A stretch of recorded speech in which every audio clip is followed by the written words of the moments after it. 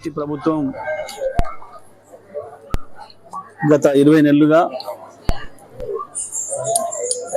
పరిపాలన చేయడం చేతగాక ప్రజలకు ఇచ్చిన హామీల్ని మర్పించడం కొరకు రకరకాల కమిషన్లు కేసుల పేరు మీద కాలం గడుపుతూ వచ్చింది.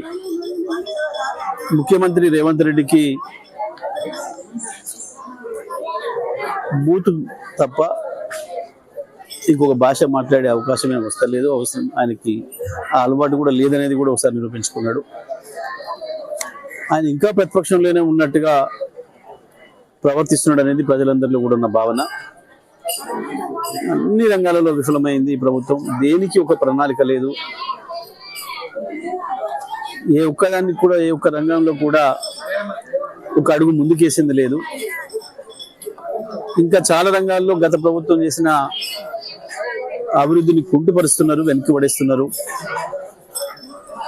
ఇల్లు కట్టిస్తామని చెప్పి ఇల్లు కూడా కొట్టే కార్యక్రమం మొదలు పెట్టిండ్రు. కొత్త ప్రాజెక్టులు లేకపోగా ఉన్న ప్రాజెక్టులను బంద్ పెట్టి పొలాలను ఎండబెడుతున్నారు. కాంగ్రెస్ బీజేపీ సహకారంతో ఎట్టి పరిస్థితులలో కేసీఆర్ గారిని బీఆర్ఎస్ పార్టీని మళ్ళీ లేవనియొద్దు తెలంగాణ అన్న కుట్రకు తెరదీసిండ్రు. ఈ మధ్యకాలంలో బండి సంజయ్ అని ఆయనకు కొత్త పల్లె అందుకున్నాడు. రేవంత్ రెడ్డి సరిగా చేయలేకపోతున్నాడు, కేసీఆర్ను అరెస్ట్ చేయలేకపోతున్నాడు, బీఆర్ఎస్ నాయకులను జైలు పెట్టలేకపోతున్నారు. మా ఢిల్లీకి అప్పచెప్పి మేము చేస్తాము అని చెప్పేసి మాట్లాడుతున్నాడు.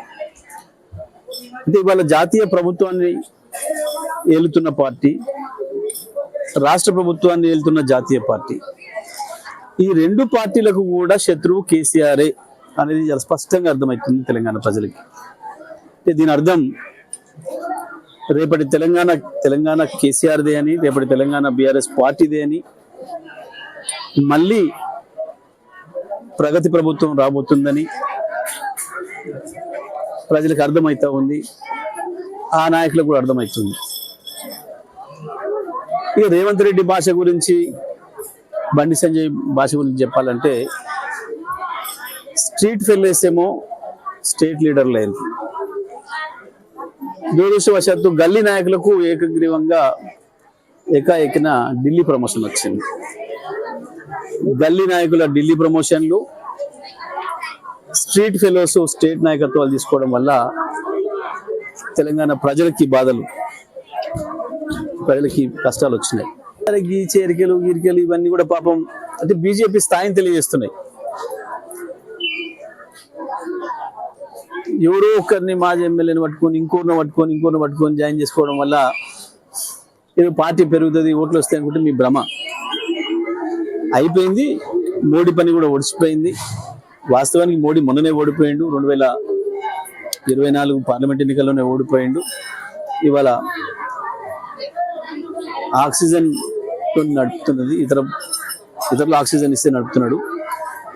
మళ్ళీ ఎలక్షన్ల వరకు, ఎందుకంటే ఈ దేశానికి ఒక పైసా పనిచేసింది లేదు కాబట్టి ప్రజలు అర్థం చేసుకున్నారు. ఎంతసేపు దేవుళ్ళ పేర్లు, దయాల పేర్లు చెప్పి నడిపిస్తాం, భయపెట్టిస్తాం ప్రజల్ని అని అనుకుంటే ఇక సాధ్యం కాదు.